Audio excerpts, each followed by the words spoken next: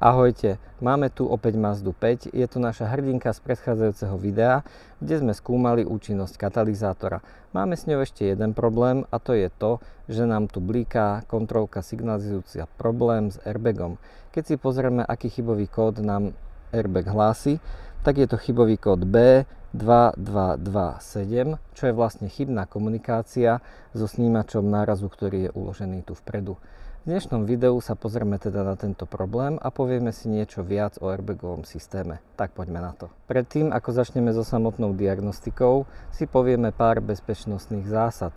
Uvedomme si, že airbagový systém je veľmi citlivý, na ktorého koncoch sú nafúkovacie a vystreľovacie vankúše. Pri akejkoľvek neopatrnej manipulácii s airbagovou jednotkou alebo so snímačmi nárazu sa môže stať, že nám tieto vankúše vystrelia. Spravíme si zbytočnú škodu a ešte sa nám aj môže niečo stať. Takže pravidlo číslo 1.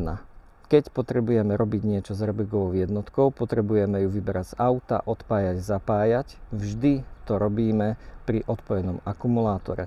Nie len pri odpojenom akumulátore, ale potom, čo ho odpojíme, ešte vyskratujeme kladný a záporný pól na kábloch, ktoré idú od baterky k auta. Je to na to, aby sme sa zbavili zvyšnej statickej energie, ktorá ešte mohla ostať v airbagovej jednotke.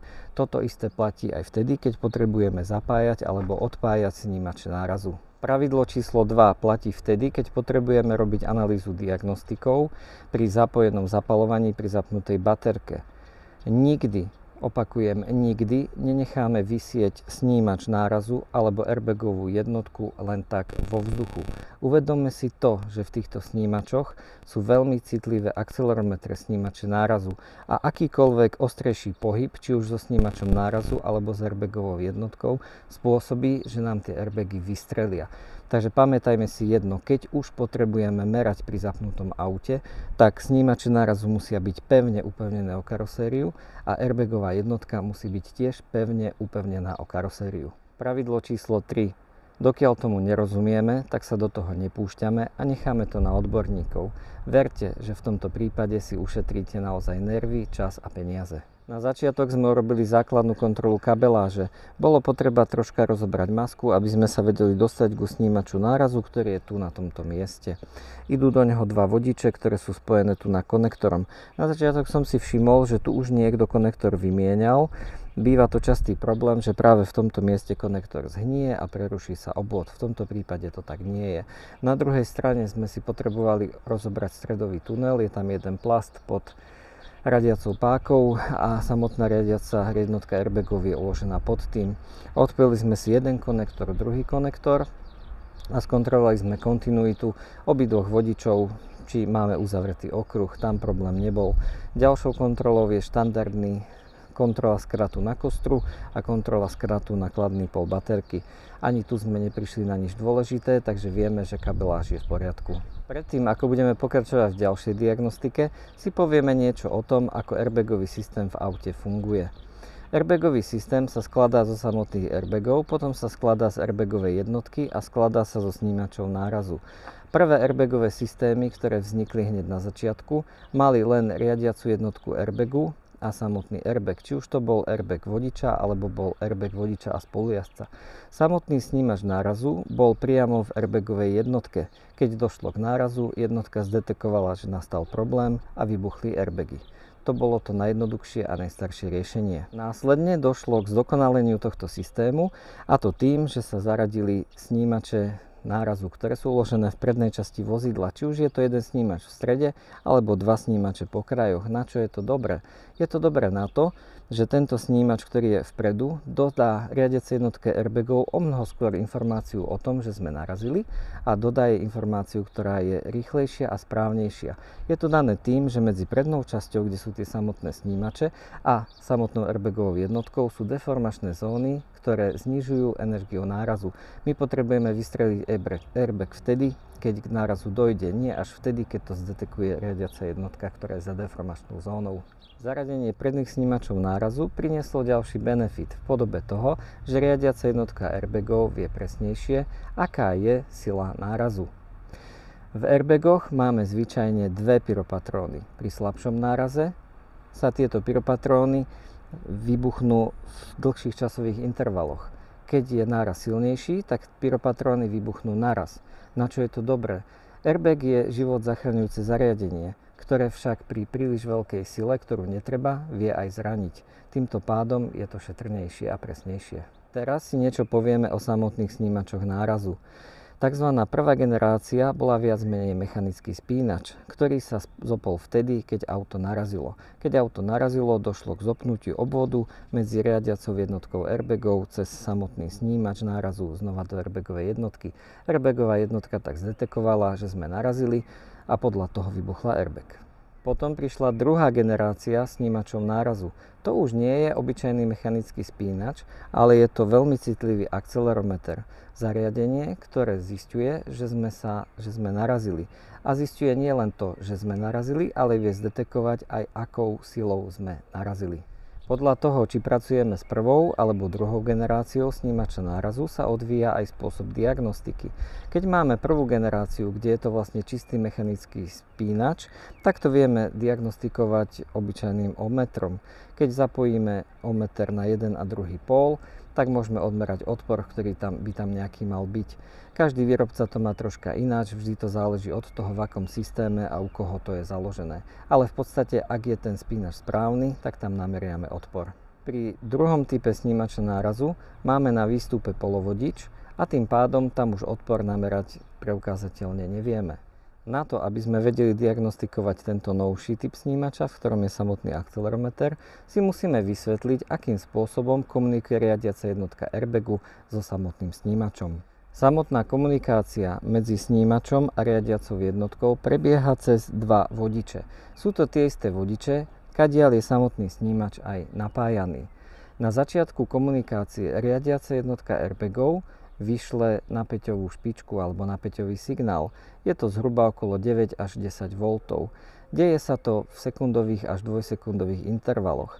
Snímač, ktorý je tu, chytí tú napäťovú špičku a pre ňoho je to znak, že sa mám ohlásiť, haló, som tu, a dá riadiacej jednotke naspäť, že je pripravený komunikovať. Akým spôsobom to urobí? Urobí to tým, že začne meniť svoj vnútorný odpor. Tým, že sa mení vnútorný odpor tohto snímača, tak sa mení prúd, ktorý preteká obvodom medzi riadiacou jednotkou airbagov a samotným snímačom.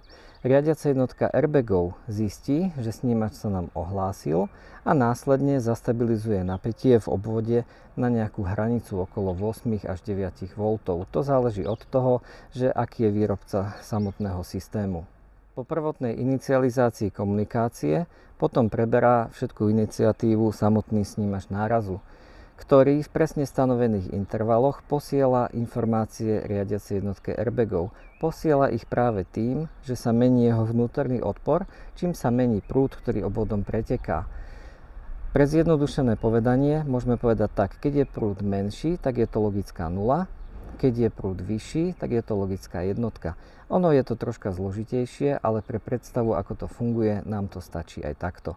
Samotná komunikácia prebieha niekoľko tisíc krát za sekundu. Pre lepšie pochopenie, ako to naozaj funguje, si zoberieme osciloskop a ukážeme si, ako vyzerá samotná komunikácia. Tak, tu máme setup na meranie. Meriame prvýkrát s rozpojeným snímačom. Snímač je tu. Tu je konektor, ktorý ide k nemu, má dva vodiče. Napojil som si jednak osciloskop a jednak som si napojil aj voltmeter, aby sme si niečo povedali bližšie k tomu.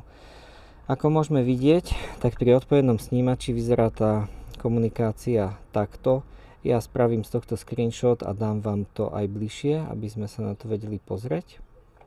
Ale čo je dôležitejšie, taká prvotná diagnostika, keď aj nemáte osciloskop, tak ak je snímač odpojený alebo z nejakého dôvodu neodpovedá, tak aj na voltmetri môžete vidieť, že kolíše napätie od 0 do nejakých 9 V.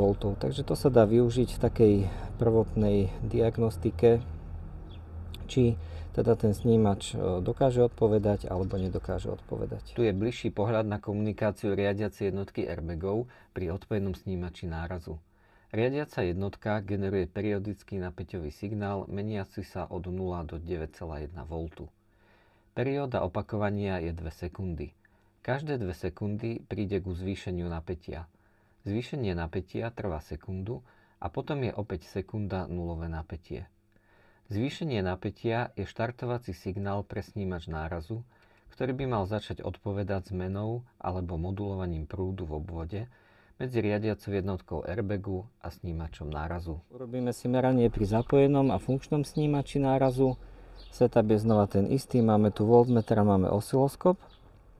Ako môžete vidieť, znova ja to zväčším a poviem k tomu nejaký popis, ale v podstate tu už vidno, že tým, že samotný snímač moduluje prúd, tak dochádza aj k poklesu napätia. A práve ten pokles napätia vieme skúmať alebo vidieť takto osciloskopom. A keď nemáme osciloskop, tak to, že komunikácia medzi snímačom a jednotkou naozaj funguje, môžeme vidieť tým, že napätie sa nám zastabilizuje na nejakej takejto hodnote plus minus 8,8 V, čo značí, že riadiaca jednotka airbagov už ďalej sa nesnaží inicializovať snímač, ale že komunikácia tam naozaj prebieha. Tu je bližší pohľad na komunikáciu snímača nárazu s riadiacou jednotkou airbagu. Komunikácia prebieha modulovaním prúdu v obvode riadiacej jednotky airbagu a snímača nárazu. Prúd pretekajúci obvodom je cca 10 až 20 mA. Zmena prúdu sa prejaví aj na zmene napätia na snímači. Zmenu napätia vieme merať osciloskopom. Na obrázku vidíme len striedavú zložku signálu. Odfiltrovaná jednosmerná zložka je na úrovni okolo 8,8 V. Viac ako samotné napäťové úrovne nás zaujíma samotný tvar signálu. Komunikáciu riadi snímač nárazu, ktorý odpovedá v pravidelných intervaloch. Frekvencia odpovedania je 4,4 kHz, čo je 4400 krát za sekundu. A takto vyzerá odpoveď snímača nárazu pri bližšom pohľade. Signál sa prenáša digitálne pomocou logických jednotiek a nul. Zmenou prúdu v obvode dochádza k zmene úrovne z 0 na 1 a naopak. Kódovanie komunikácie prebieha pomocou tzv. Manchester kódu. To je informácia pre elektrotechnikov, ktorí by chceli ísť hlbšie. Pre diagnostiku nám stačí pozrieť osciloskopom, či tvar komunikácie vyzerá takto. Bez osciloskopu je dobrým vodítkom stabilizácia napätia v obvode na cca 8,8 V. Stabilizáciu napätia robí riadiaca jednotka airbagu, keď dostane odpoveď od snímača nárazu. Znamená to, že komunikácia medzi snímačom a riadiacou jednotkou prebieha správne. Systém komunikácie, ktorý sme si tu teraz ukázali, je štandardizovaný. Je zastrešený pod komunikačným protokolom, ktorý sa volá PSI-5. Na tomto komunikačnom protokole sa dohodli výrobcovia Bosch, Continental a Autoliv. Sú to najväčší svetoví výrobcovia airbagových systémov. Takže to, čo ste videli na tejto Mazde, budete môcť vidieť aj na iných automobiloch, pretože výrobcovia systémov sa držia práve tohto protokolu. Ako ste mohli vidieť, tak v samotnej komunikácii problém nie je. Vidíme to, že riadiaca jednotka airbagov posiela inicializáciu komunikácie, na ktorú samotný snímač dokáže odpovedať tým, že začne posielať údaje. Samotná jednotka to zachytí, zastabilizuje napätie a komunikácia ďalej prebieha zo snímača v pravidelných intervaloch. Kde teda bude problém? Nuž, ja si myslím, že problém bude predsa len táto riadiaca jednotka airbagov. Nebude to problém hardvérový, pretože vidíme, že po hardvérovej stránke komunikácia fičí tak, ako má. Problém bude softvérový. Máme v podstate dve možnosti. Zoženieme si druhú jednotku, novú kupovať nebudeme, pretože by sme sa nedoplatili a pravdepodobne ju už možno ani nezohnali. Keby sme zohnali jednotku z vrakoviska, tak musíme spraviť prispôsobenie. Je v nej zapísané to, či máme 1, 2 airbagy, 3, 4 bočné a všetko. Je v nej dokonca zapísané aj VIN číslo, takže toto by sme potrebovali spraviť. Keby sa nám, nedaj Bože, stalo, že kúpime jednotku, ktorá je z havarovaného auta, tak by v nej ostali zapísané tzv. Crash data. Táto jednotka by po založení v aute detekovala ďalšie chyby, s ktorými by sme museli jednať tým, že by sme jednotku museli vymazať. Napadol ma ešte ďalší prístup a to je ten, že zoberiem jednotku, ktorú má a skúsim spraviť práve to vymazanie tých crash dát. Uvidíme, či nám to pomôže. Takto vyzerá airbagová jednotka znútra, toto je zadná strana, tu máme prednú stranu a samotný reset spočíva v tom, že tu je v tomto malom švábe, to je vlastne pamäť, v ktorej sú uložené samotné dáta, konfigurácia. Túto pamäť musíme načítať, musíme ju zmeniť, vymazať odtiaľ to, čo tam netreba, dať to do stavu, v akom to má byť, zapíšeme to naspäť a samotný reset je hotový.